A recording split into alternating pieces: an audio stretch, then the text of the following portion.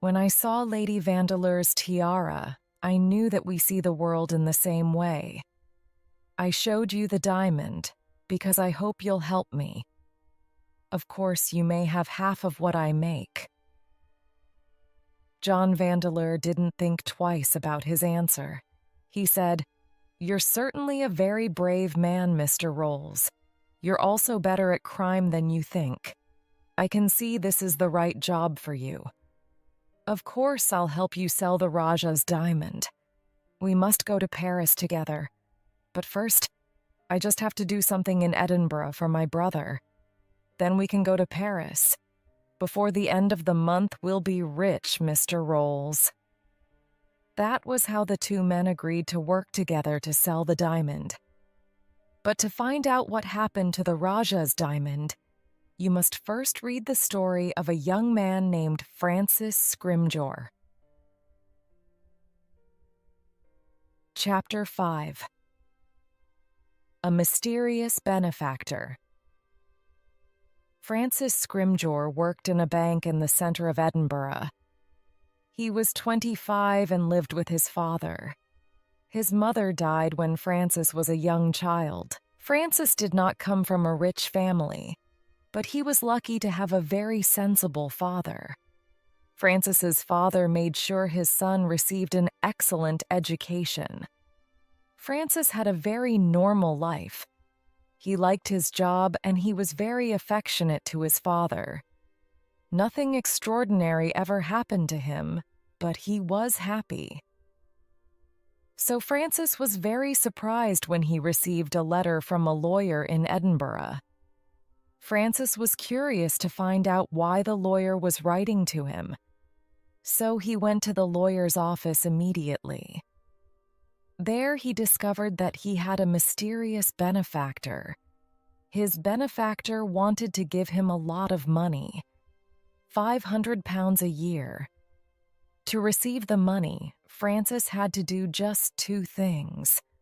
The first thing he had to do was go to a play at the theater in Paris the following Sunday. The other was that he marry someone his benefactor chose for him. Francis was very confused. "But I don't understand. It's all so strange," said Francis. He was quiet for a moment. Then he added, "Why does he want to choose my wife?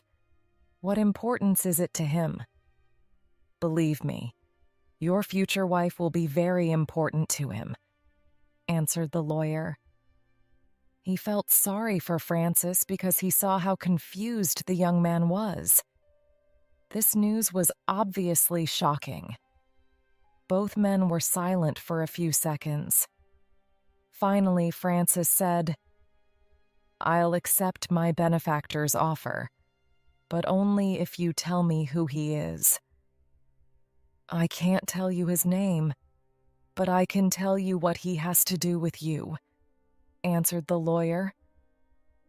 "Your benefactor is your real father," said the lawyer quietly. Francis did not know what to say. It was all so confusing. "Father isn't my real father," he thought over and over again. The lawyer gave Francis his first check from his real father, and he left the office. Francis left for Paris the next day. He stayed in a small hotel, and to start a new life, he bought fine new clothes and began taking French lessons. On Saturday afternoon, he went to the theater to pick up the ticket for Sunday's play. A person at the ticket office gave Francis his ticket. Then he said, "That's strange. A man just gave me this ticket a minute ago." "What did he look like?" asked Francis. "He was about 70 years old, I think, with long white hair. He has a scar across his face," replied the clerk. Francis went away immediately and ran into the middle of the street. He looked around in all directions, and then he saw the person he was looking for. He saw two men sitting on a bench. They were talking very seriously. The younger one seemed to be a priest, but the other was an old man with long white hair. Francis walked towards them. He saw the old man had a scar across his face. His heart started to beat fast.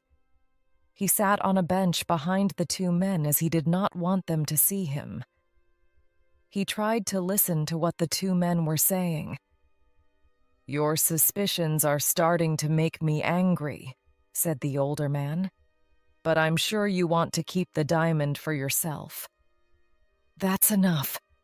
We will meet on Tuesday at 7 o'clock, Mr. Rolls, not an hour sooner," cried the old man angrily. The old man got up and hurried down the street. Francis followed him quietly, but quickly. "So this is probably my benefactor and real father," thought Francis. "But why is he so angry with that young man? And what was that business about a diamond?" Francis felt very confused. The old man's house was in Rue Lepic and had a beautiful view of Paris. He went into this large house which had green shutters, and Francis was left outside alone. "What am I going to do now? I need to find a room near here," thought Francis. Luckily, he saw a sign outside a tall house next to the one with the green shutters. The sign said, "Rooms available." Francis went inside and asked for a room. He was lucky to get one that had a view of the old man's garden.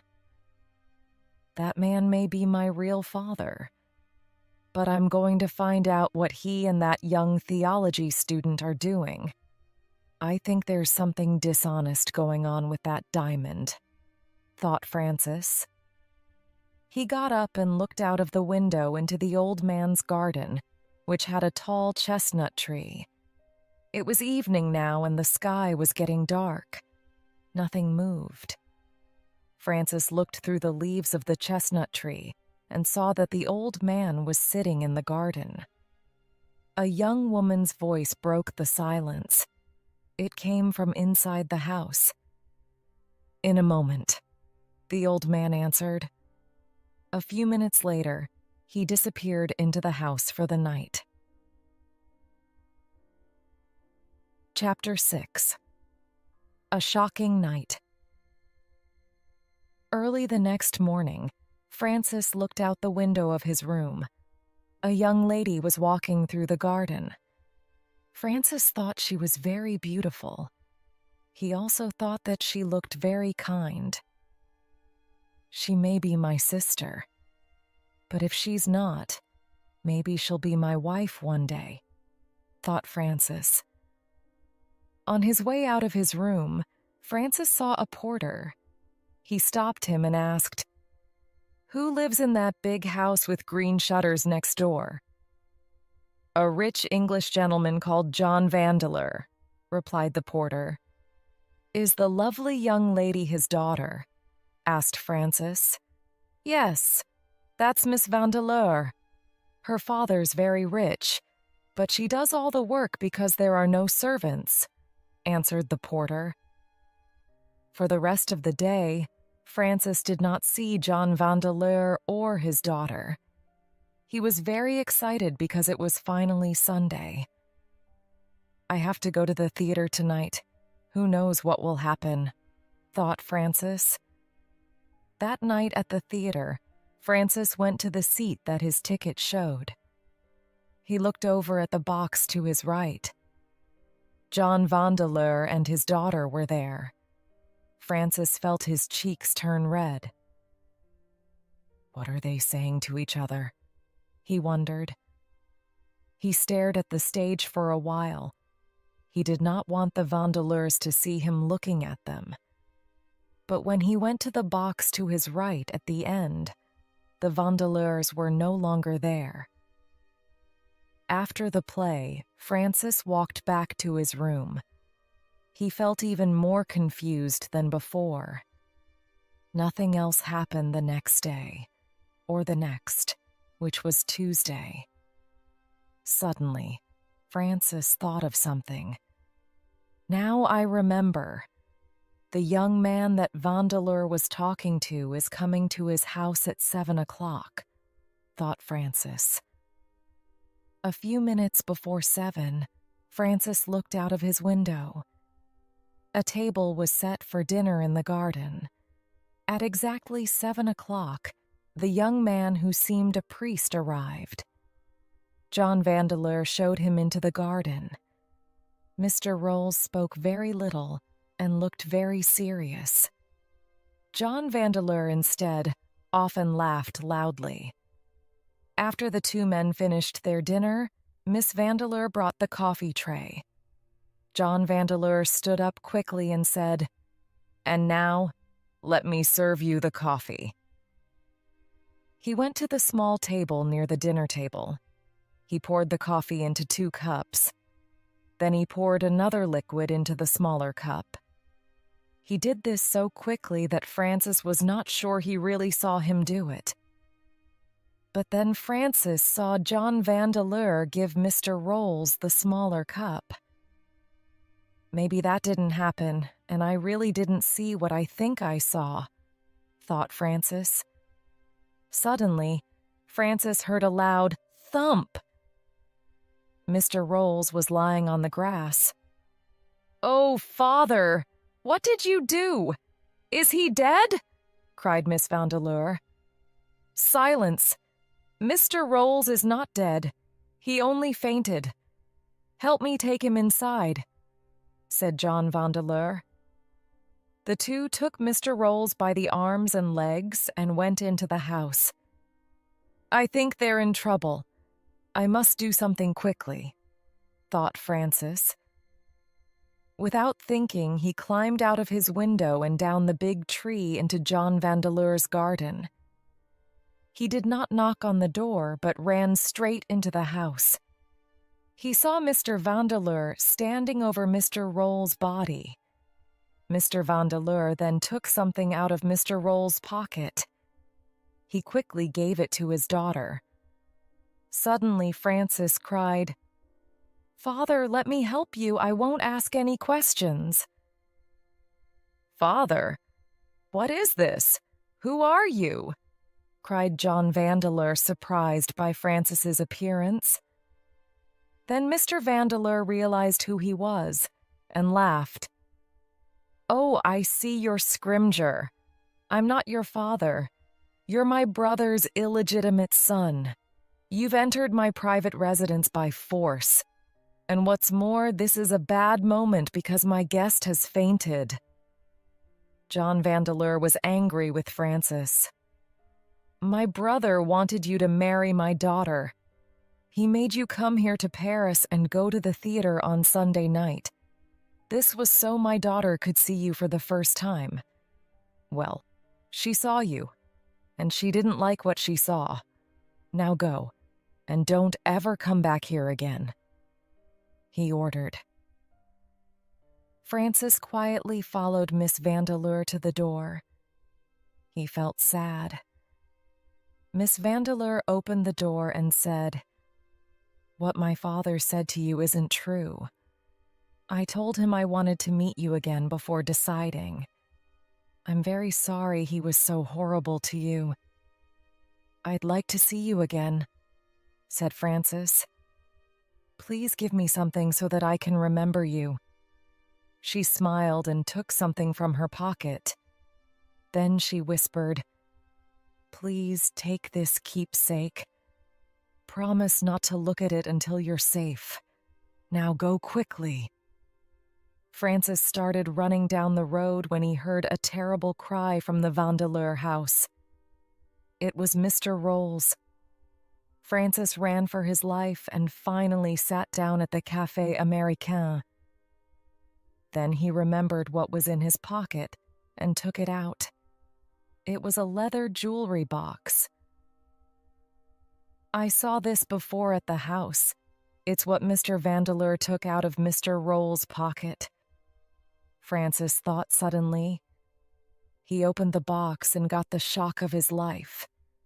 In the box on the green velvet, there was the largest and most beautiful diamond Francis ever saw. Chapter 7. A Prince to the Rescue. Francis continued staring at the diamond. He was still in shock a few minutes later when he felt a hand on his shoulder. He looked up and saw an elegantly dressed man standing next to his table.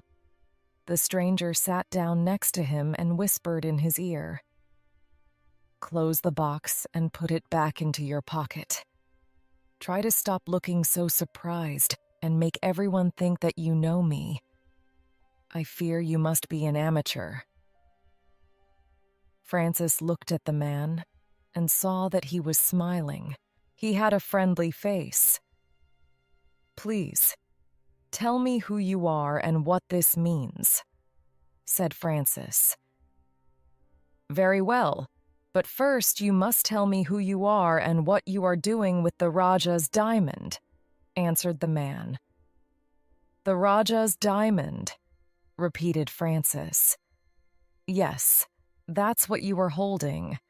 I know because I saw it at Sir Thomas Vandeleur's house many times," said the man. Francis was silent for a moment. He could not believe the famous Raja's diamond was in his pocket.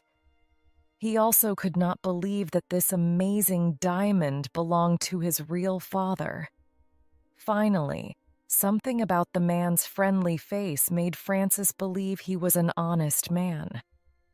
He decided to tell the man the whole story of how he got the diamond. After he finished, the man said, "Now I know all about you, but you don't even know who I am yet." He called a waiter to their table. "Will you be so kind as to tell this young man my name, please?" the man asked. "Certainly, sir," said the waiter. Turning to Francis, he said, "You have the honor of sharing the same table with His Highness Prince Florizel of Bohemia. And now that you know who I am, I think you can trust me with the diamond," said the prince, smiling. Without saying a word, Francis took the diamond out of his pocket again and gave it to the prince.